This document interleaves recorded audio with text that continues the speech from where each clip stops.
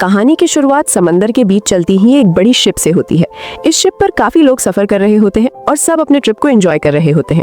लेकिन इन सब के बीच एक छोटी सी लड़की खड़ी होती है जिसका नाम एमी होता है।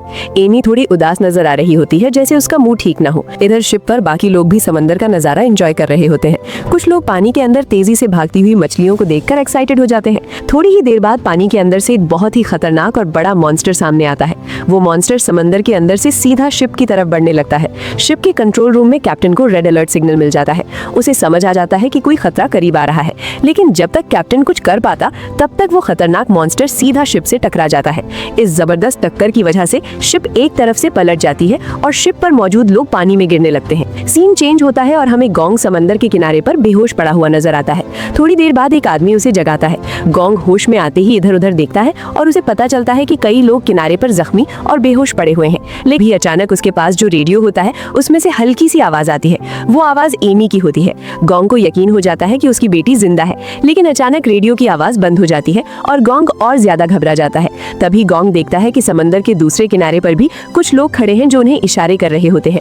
गोंग उन्हें देख ही रहा होता है कि उसकी नजर दूर जंगल की तरफ पड़ती है, जहां उसे अपनी बेटी एमी नजर आती है। गोंग तुरंत उसकी तरफ भागने लगता है ताकि उसे वापस ले आए, लेकिन उसका एक दोस्त उसे रोककर कहता है कि वहां कुछ अजीब सी चीज हिल रही है। सब लोग उस तरफ देखते हैं और उनकी आंखें खुली की खुली रह जाती है, क्योंकि वहां से एक बहुत ही बड़ा और खतरनाक मॉन्स्टर स्नेक उनकी तरफ बढ़ रहा होता है।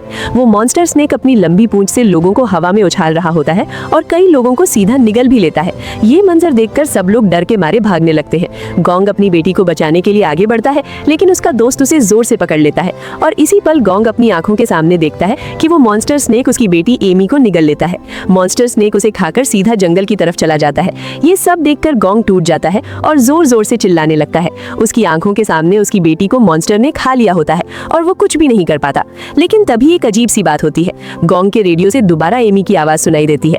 अब गोंग को यकीन हो जाता है कि उसकी बेटी अभी भी जिंदा है और वो उसे बचाने के लिए जंगल के अंदर जाने का फैसला करता है। लेकिन वहां मौजूद लोग उसे जंगल के अंदर जाने से मना करते हैं, क्योंकि वो जगह बहुत खतरनाक होती है। फिर भी गोंग रुकने वाला नहीं होता।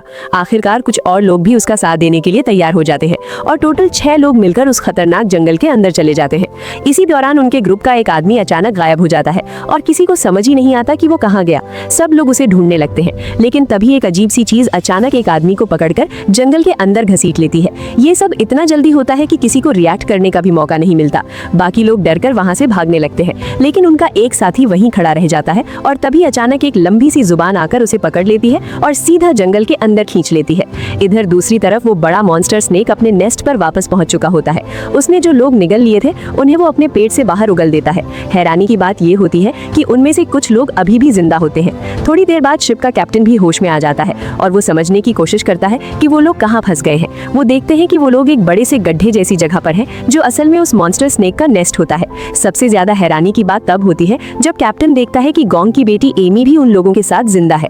एमी को भी होश आ जाता है और वो आसपास देखकर घबरा जाती है, लेकिन उनकी मुश्किल अभी खत्म नहीं हुई होती, क्योंकि उस जगह पर उस मॉन्स्टर स्नेक के बहुत सारे बड़े बड़े अंडे पड़े हुए होते हैं। एमी सबको वार्न करती है कि इन अंडों को छेड़ना मत, क्योंकि इनमें से कभी भी बेबी स्नेक्स निकल सकते हैं। लेकिन एक बूढ़ा आदमी सोचता है कि अगर अंडों को पहले ही तोड़ दिया जाए तो बच्चे मर जाएंगे और खतरा कम हो जाएगा। इसीलिए वो एक पत्थर उठाता है और एक अंडे पर मार देता है। लेकिन जैसे ही अंडा टूटता है उसमें से एक छोटा सा स्नेक का बच्चा बाहर निकलने लगता है। ये देखकर सब लोग डर के मारे पीछे हट जाते हैं। वो सब एक बड़े पत्थर के पीछे छुप जाते हैं, क्योंकि वो बेबी स्नेक उनकी तरफ बढ़ने लगता है। लेकिन उस वक्त एक औरत जो जख्मी हालत में जमीन पर पड़ी होती है मदद के लिए चिल्लाने लगती है और बेबी स्नेक सीधा उसकी तरफ जाकर उसे वहीं खा जाता है। इधर जंगल में गोंग और उसके साथी अभी भी रास्ता ढूंढ रहे होते हैं। थोड़ी देर बाद वो लोग थककर कुछ देर के लिए रुक जाते हैं। उनमें से एक आदमी एक दरख्त काटने लगता है और जैसे ही दरख्त को काटा जाता है उसमें से काले रंग का अजीब सा लिक्विड बाहर निकलने लगता है। किसी को समझ नहीं आता कि ये क्या चीज है। इसी दौरान एक आदमी माचिस जलाता है और जलती हुई तीली गलती से उस लिक्विड पर गिर जाती है। तीली गिरते ही वो लिक्विड अचानक भड़क उठता है और वहाँ जोर की आग लग जाती है। सब लोग घबरा जाते हैं, लेकिन उनका साथी इर्दिनी तुरंत फायर एक्सटिंग्विशर से आग बुझा देता है। आग तो बुझ जाती है, लेकिन उस लिक्विड से एक खतरनाक गैस निकल रही होती है। ये गैस इंसान के दिमाग पर असर करती है। गोंग को चक्कर आने लगते हैं और उसके सर में तेज दर्द होने लगता है।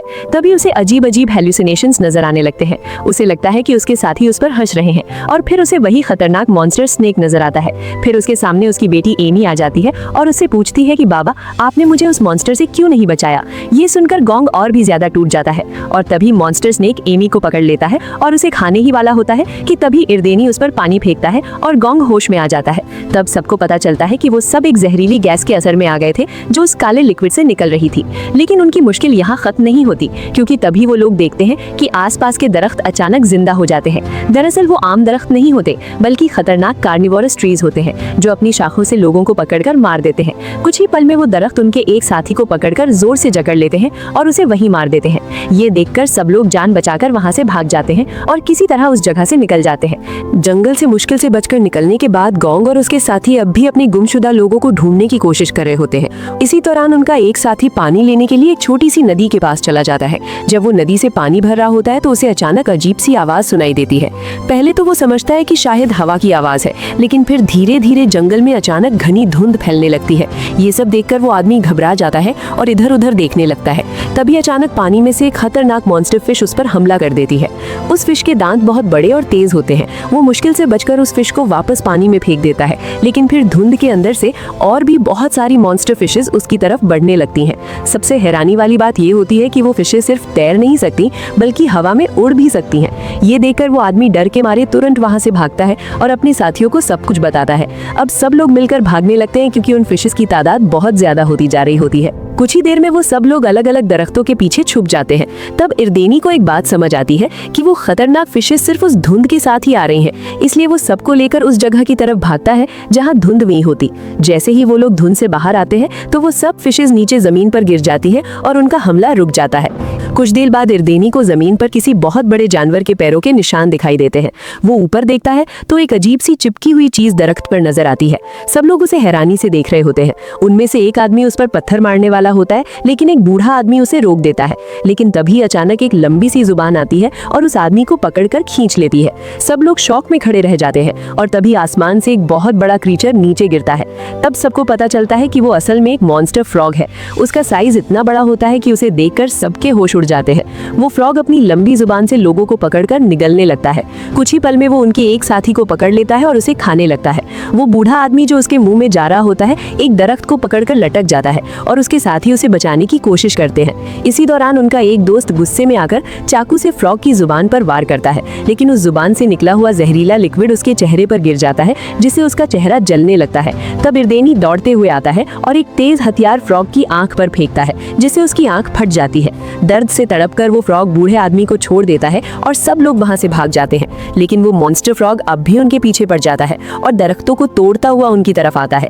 जब लगता है कि अब बचना मुश्किल है, तब अचानक एक और भी बड़ा मॉन्स्टर स्नेक आता है और उस फ्रॉग को सीधा निगल जाता है। वो स्नेक उस फ्रॉग को चीर फाड़ कर खा जाता है। ये मंजर देखकर सब लोग और भी ज्यादा डर जाते हैं, क्योंकि अब उनका सामना फिर से उसी खतरनाक मॉन्स्टर स्नेक से हो जाता है। स्नेक उनका पीछा करने लगता है और सब लोग जान बचाकर भागते हैं। उनमें से 2 लोग जख्मी होने की वजह से धीरे भाग रहे होते हैं और रास्ते में गिर जाते हैं। स्नेक उन्हें खाने ही वाला होता है, लेकिन वो अचानक कुछ दरख्तों के बीच फंस जाता है। इस मौके का फायदा उठाकर उनका एक साथी उसका ध्यान भटकाने के लिए उस पर एक नारियल फेंकता है और दोनों जख्मी लोग वहां से भाग जाते हैं। लेकिन स्नेक गुस्से में उस आदमी का पीछा करता है जो नारियल फेंकता है। वो किसी तरह एक दरख्त के पीछे छुपकर अपनी जान बचाता है। इधर बाकी लोग भी दरख्तों के पीछे छुप जाते हैं, लेकिन स्नेक उनमें से एक को देख लेता है। वो बेचारा हाथ जोड़कर जान की भीख मांगता है, लेकिन मॉन्स्टर स्नेक उसे तुरंत मार देता है। इसके बाद सब लोग भागते भागते एक छोटी सी पानी की नदी में जाकर छुप जाते हैं, जहां स्नेक उन्हें ठीक से देख नहीं पाता और वहां से चला जाता है। इसी दौरान जंगल में भटकते हुए गोंग और उसके साथी एक अजीब सी पुरानी बिल्डिंग तक पहुंच जाते हैं, जो जंगल के बीच में बनी होती है। जब वो लोग उस घर के अंदर जाते हैं तो वहां उन्हें केमिकल बॉटल्स और पुरानी मशीनें नजर आती हैं। धीरे धीरे उन्हें समझ आता है कि ये जगह कभी एक एक्सपेरिमेंटल लेबोरेटरी हुआ करती थी, जहां जानवरों पर एक्सपेरिमेंट्स किए जाते थे।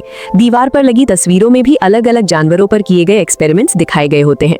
तब उन्हें सच्चाई का पता चलता है कि जंगल के सारे जानवर इन्हीं एक्सपेरिमेंट्स की वजह से खतरनाक मॉन्स्टर्स बन गए हैं। उन्हें वहां एक पुराना रेडियो भी मिलता है और वो रेस्क्यू टीम से कांटेक्ट करने की कोशिश करते हैं, लेकिन रेडियो इतना पुराना होता है कि ठीक से काम नहीं करता।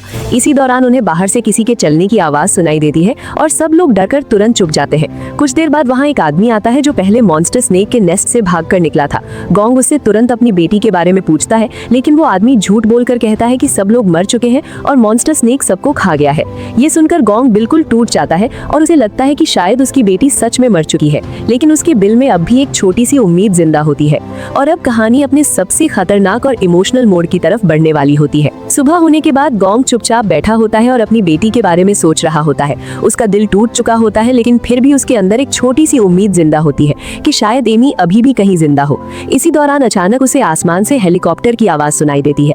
ये आवाज सुनते ही सब लोग खुशी से जंगल के बाहर की तरफ दौड़ते हैं और जोर जोर से आवाज लगाने लगते हैं ताकि हेलीकॉप्टर उन्हें देख ले। लेकिन बदकिस्मती से घने जंगल की वजह से हेलीकॉप्टर उन्हें देख नहीं पाता और वहां से चला जाता है। सब लोग फिर से मायूस हो जाते हैं। तभी अचानक गोंग के रेडियो से दोबारा आवाज आती है। ये आवाज एमी की होती है। एमी की आवाज सुनते ही गोंग की आंखों में उम्मीद वापस आ जाती है और वो सबको बताता है कि उसकी बेटी अभी भी जिंदा है। पहले तो कुछ लोग उसकी बात पर यकीन नहीं करते, लेकिन फिर रेडियो से दोबारा आवाज आती है और सबको पता चल जाता है कि वाकई कुछ लोग अभी भी जिंदा है। दरअसल एमी और कुछ लोग एक बड़ी सी गुफा में फंसे हुए होते हैं। गोंग रेडियो पर उनसे बात करता है और उनसे पूछता है कि वो कहाँ है। एमी बताती है कि गुफा के अंदर पानी गिरने की आवाज आ रही है। इस सुराग की मदद से गोंग और उसके साथी उस जगह को ढूंढने की कोशिश करते हैं। इधर गुफा के अंदर एमी और बाकी लोगों के पास बहुत सारे स्नेक्स आ रहे होते हैं जो उन्हें खाने के लिए आगे बढ़ रहे होते हैं। लेकिन तब एक अजीब सी बात होती है। उन स्नेक्स में से एक बेबी स्नेक जो पहले अंडे से निकला था एमी के पास आता है, लेकिन उसे नुकसान नहीं पहुंचाता। उधर गोंग भी जंगल में उन्हें ढूंढते हुए उस गुफा के करीब पहुंच जाता है और जब एमी उसकी आवाज सुनती है तो वो जोर जोर से अपने बाबा को बुलाती है। गोंग उसकी आवाज फॉलो करता हुआ गुफा तक पहुंच जाता है और नीचे फंसे हुए लोगों को बचाने के लिए एक पेड़ की मजबूत जड़ नीचे फेंकता है ताकि सब लोग उससे पकड़कर ऊपर आ सके। गोंग धीरे धीरे सबको ऊपर खींचने लगता है, लेकिन तभी अचानक वो बड़ा मॉन्स्टर स्नेक वहां आ जाता है। स्नेक बहुत गुस्से में होता है क्योंकि उसका बच्चा मर चुका होता है और अब वो सबको खत्म करना चाहता है। इसी वक्त इरदेनी वहां पहुंच जाता है और अपनी कुल्हाड़ी से उस मॉन्स्टर स्नेक की आंख पर जोर से वार करता है। इस हमले से स्नेक बुरी तरह तड़पने लगता है। थोड़ी देर बाद उनका एक और साथी आता है और स्नेक की दूसरी आंख भी खराब कर देता है, जिससे वो अंधा हो जाता है। इस मौके का फायदा उठाकर गोंग जल्दी जल्दी सबको गुफा से बाहर खींच लेता है, लेकिन इसी दौरान शिप का कैप्टन अपनी जान की परवाह किए बिना उन सबको ऊपर धक्का देता है ताकि सब बच जाए। बदकिस्मती से कैप्टन खुद वहां फंस जाता है और स्नेक्स उस पर हमला करके उसे मार देते हैं। आखिरकार गोंग अपनी बेटी एमी को गुफा से बाहर निकाल लेता है और उसे देखकर बहुत खुश होता है। लेकिन खतरा अभी भी खत्म नहीं हुआ होता, क्योंकि मॉन्स्टर स्नेक दोबारा होश में आ जाता है और सबका पीछा करने लगता है। सब लोग जान बचाकर जंगल की तरफ भागते हैं। इधर एक आदमी जंगल से बाहर निकलने ही वाला होता है, लेकिन बदकिस्मती से वो दोबारा मॉन्स्टर स्नेक के नेस्ट में गिर जाता है, जहाँ बाकी स्नेक्स उस पर हमला करके उसे मार देते हैं। गोंग और उसके साथी जंगल से निकलने की कोशिश कर रहे होते हैं, लेकिन इरदेनी कहता है कि अगर सब साथ भागे तो स्नेक सबको पकड़ लेगा, इसलिए सबको अलग अलग भागना होगा। गोंग अपनी बेटी को लेकर एक तरफ चला जाता है, जबकि इरदेनी और उसका दोस्त मॉन्स्टर स्नेक का सामना करने का फैसला करते हैं। इरदेनी बहादुरी से उस मॉन्स्टर पर हमला करता है और उसके जिस्म पर गहरे जख्म लगा देता है, लेकिन स्नेक इतना ताकतवर होता है कि उसे ज्यादा फर्क नहीं पड़ता। स्नेक पलटकर इरदेनी पर हमला करता है और उसे खाने ही वाला होता है कि तब उसका साथी उसे बचा लेता है और दोनों वहां से भागकर उस जगह पहुंचते हैं जहां पहले काला जहरीला लिक्विड निकला था। उनका प्लान होता है कि स्नेक को उस जगह तक लाकर उसे खत्म किया जाए। स्नेक उनका पीछा करते हुए वहां पहुंच जाता है। इरदेनी के हाथ में जलती हुई आग होती है और जैसे ही स्नेक उस लिक्विड के पास आता है, इरदेनी उस पर आग फेंक देता है। आग लगते ही वो जहरीला लिक्विड जल उठता है और पूरा एरिया आग से भर जाता है। इस भयानक आग में मॉन्स्टर स्नेक जलकर खत्म हो जाता है। इरदेनी किसी तरह जंगल से निकलने की कोशिश करता है, लेकिन वो बुरी तरह जख्मी हो चुका होता है और थोड़ी देर बाद उसकी मौत हो जाती है।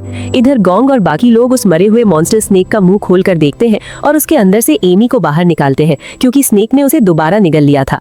एमी बेहोश होती है और सबको लगता है कि शायद अब वो जिंदा नहीं रही। गोंग अपनी बेटी को बाहों में पकड़कर जोर जोर से रोने लगता है, लेकिन कुछ ही पल बाद एमी धीरे धीरे आंखें खोल देती है।